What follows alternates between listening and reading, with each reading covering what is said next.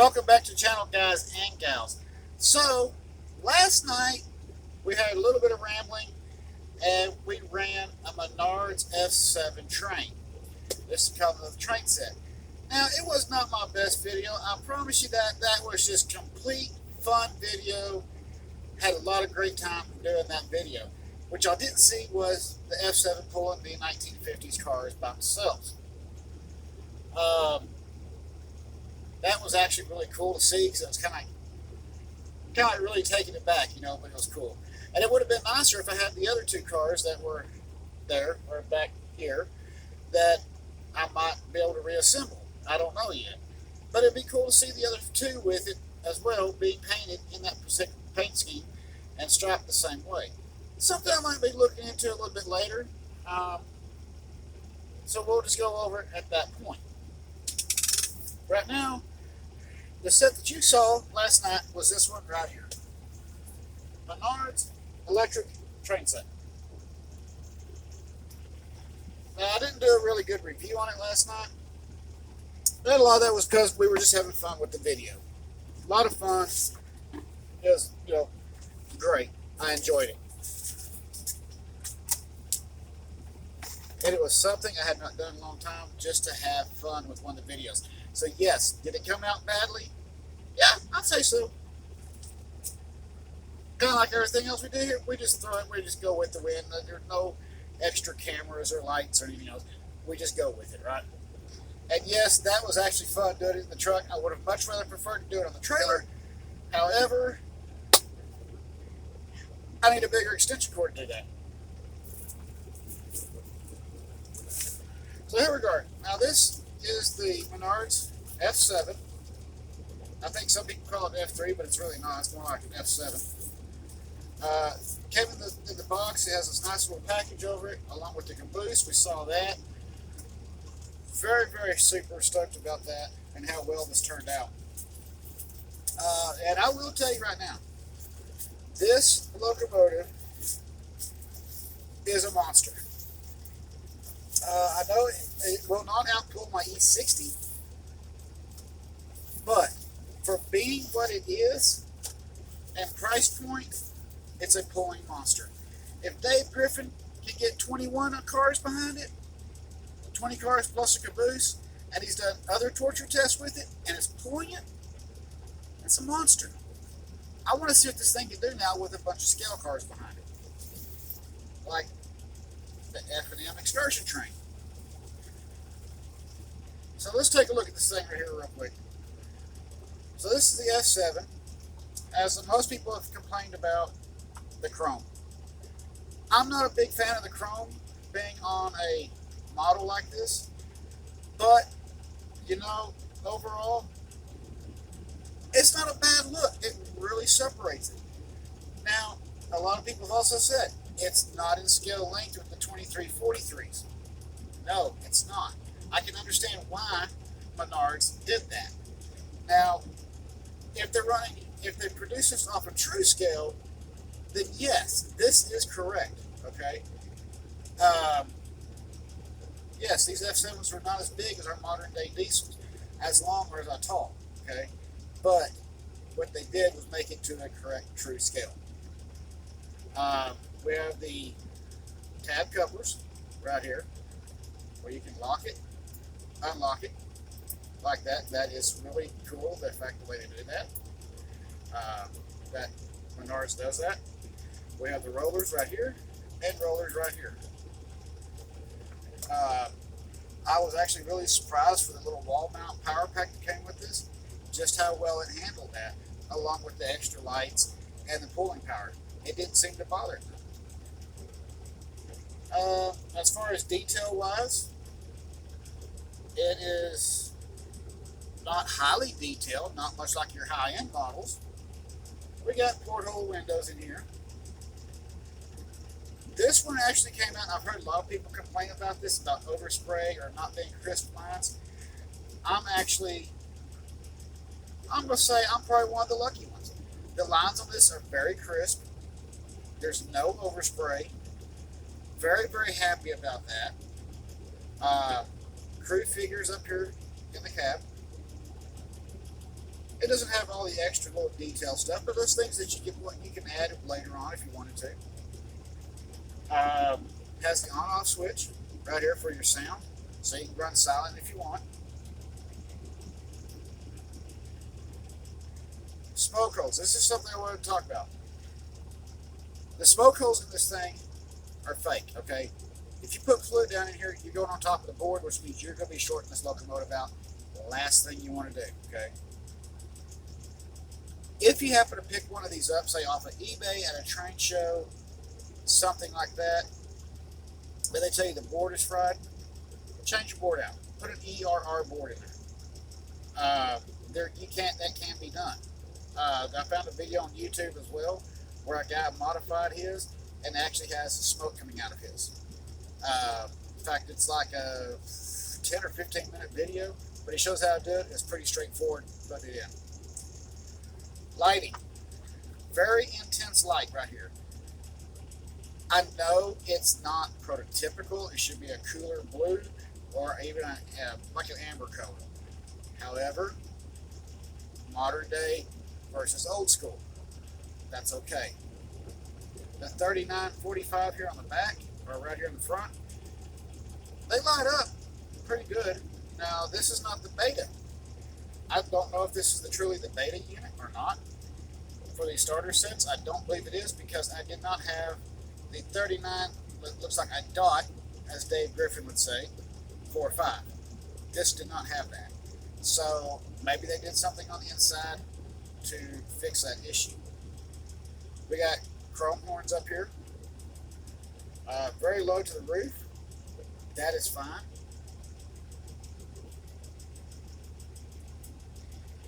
Low opening doors, sorry. But if you wanted to, you could probably modify it if you wanted to. But I wouldn't. I'd leave it alone. This piece back here, the door. I understand the reasoning behind this. I know a lot of modelers don't like it because it's not flush like it should be. On the flip side of that, if you were to look at this and go, oh look, it's a diaphragm for the next locomotive, then this would be more like a diaphragm. If you really wanted to and you really want to get picky, there is a lip here on each side. Okay? Get yourself a piece of styrene, run it in here on both sides, glue it in, okay? Paint it black. Leave the door silver, but paint this black.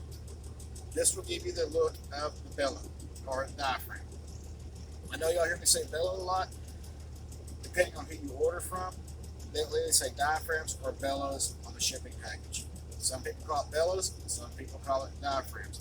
Also, but depending on country, is whether or not we will hear the words diaphragm or bellow. So, this little thing there. The little fans up here, they're molded in, nice crisp lines.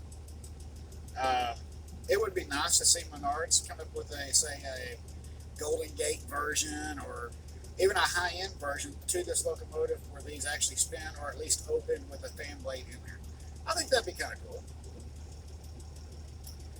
Again, we got the steam generator vents back here. I apologize if I keep dropping the camera down, or keep dropping the locomotive down. Overall, and Dave Griffin really did a good review with his, and so did Eric Siegel, Toy Train Tips and Tricks. Sorry about that, bud. There has been lots and lots of great reviews on these locomotives. Some people did not like them, some did.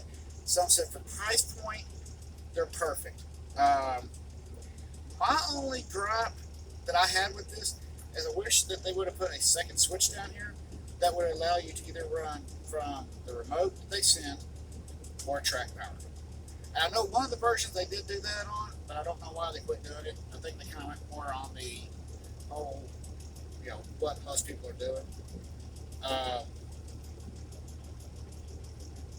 It does have some nice gearing in there. I will be lubing those up. I want to make sure everything's nice and lubed and clean and rolling good. But I think for a test locomotive for the King and Cattleman Ranch Railroad, I think it'll be just fine. Um, Again, I mean, I'm very, very super stoked about this locomotive. There's no grab rails up here in the front nose. There's some molded in grab rails. I would have much rather seen some, add-on pieces right there, but there wasn't, so that's okay. But yeah, overall, I mean, I'm super, super happy with it. I think Menards did hit it in the ballpark for what they're doing. Uh, there is room for improvement or an upgraded version to this right here that Menards can do that people will also buy. I do like the fact that they have brought this locomotive out with the Pennsylvania 5-stripe. And maybe something maybe later on I might try to pick up at a much later date. Not right now. Because after testing this, doing some good testing with it, I really want to order a couple more for my kids, each one of my boys, so that they have one of these sets. Whether they ever run them or not, they'll have the set there, and they'll always have something left out that, hey, Dad made sure we had something that Menards may continue on making. And who knows, they might wind up flourishing in the industry. And they're doing a great job so far. So to Menards, keep up the great work, guys. The lettering, super, super crisp on here. There is no movement on it.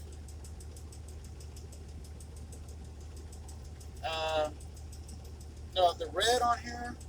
The one thing I will say about this red, yes, it looks really good. It's a touch off, but that's okay. I'll take it. Because if I ever order a couple more of these, y'all all know what's going to happen. They're getting repainted, okay? Sorry. I would also like to see Menards go into with this set, not just in the Santa Fe, Union Pacific, and the Pennsylvania. I'd also like to see it New York Central,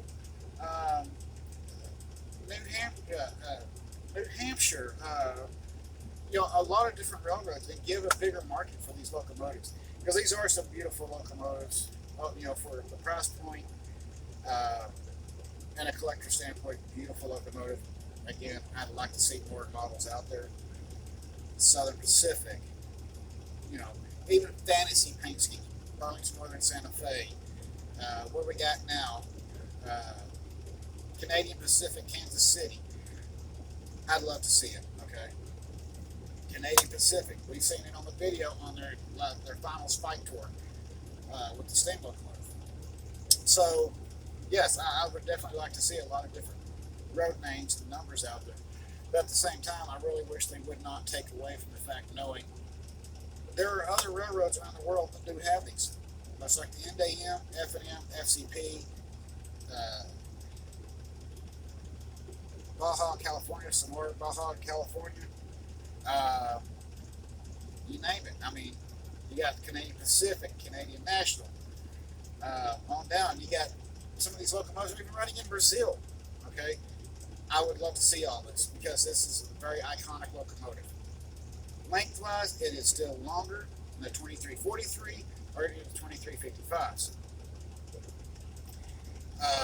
which makes it and brings this into scale proportions.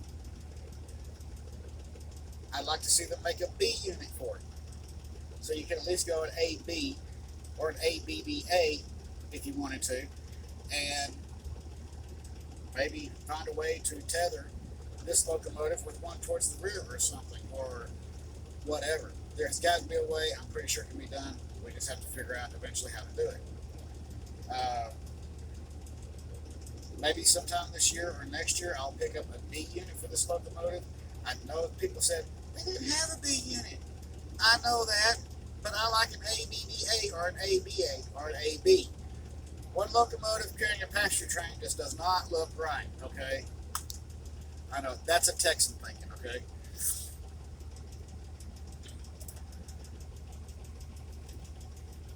Again, they said, we're sending this out right here to sign up. This will also help with finding store locations around the nation. We can't say nation right now. They do ship nationwide, but they're Midwest. And right here we have the Menards controller with the number on it, and of course, Jack the German Shepherd right here on the back. Very cool. I love that dog right there. I know a lot of people are like, why do you love that? Growing up, we raised German Shepherds. Our biggest one could get up to 180 pounds during the winter. He was a big boy. Garland Police Department loved to come get him when they couldn't find somebody. He was a trained police dog. Well, military police. And that was our dog, Fritz. He was a good dog. So that was my big chow. Alright, so now we got the caboose. Again, we got the flashing lights on the rear that you saw. These are plastic. I really wish they would go to metal on that, or offer a option right there for metal handrails, but they don't at this point. No interior in here, like I said, but it does light up. That's actually super cool. I love the blinking lights back here. This model, yes, it does. It has the sprung trucks. That is actually super cool. That's something they've done recently. Roller bearing caps. I did not realize that last night. It actually has the roller bearing caps in it. Now that is super cool. I did not expect that. Wow. That's cool. But the trucks are plastic on this one. I've heard some people say they are on some of theirs. I've also heard a couple say they were metal. But these are plastic, so I don't know if that's maybe a starter set thing or what. I don't know. Steps are very nice. They're not prototypical, but they're nice.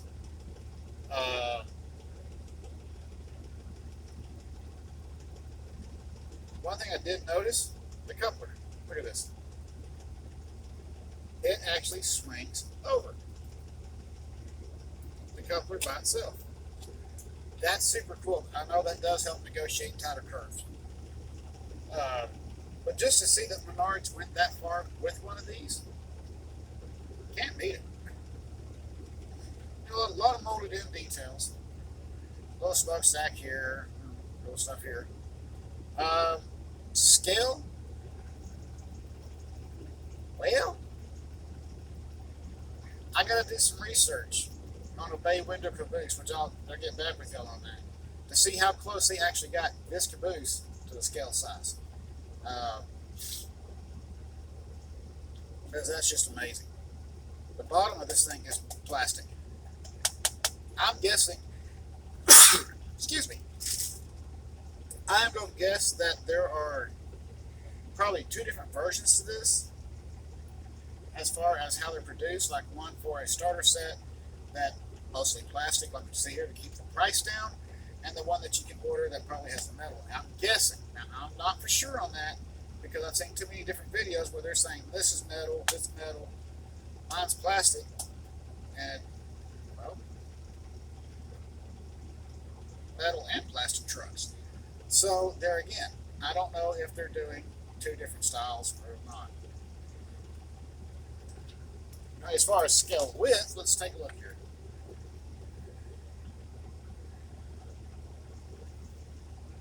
Helps to turn around right way.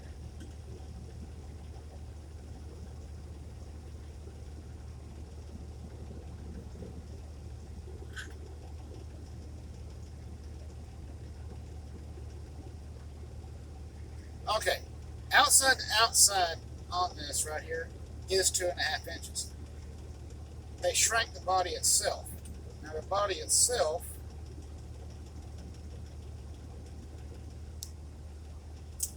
is right at 2.25. So it's pretty close to scale width. And I know why they did that now. Because that's fine. Cabooses were never really that big to begin with. So this could be dead on scale. Like I said, I'll do some more research to find out for sure. The locomotive.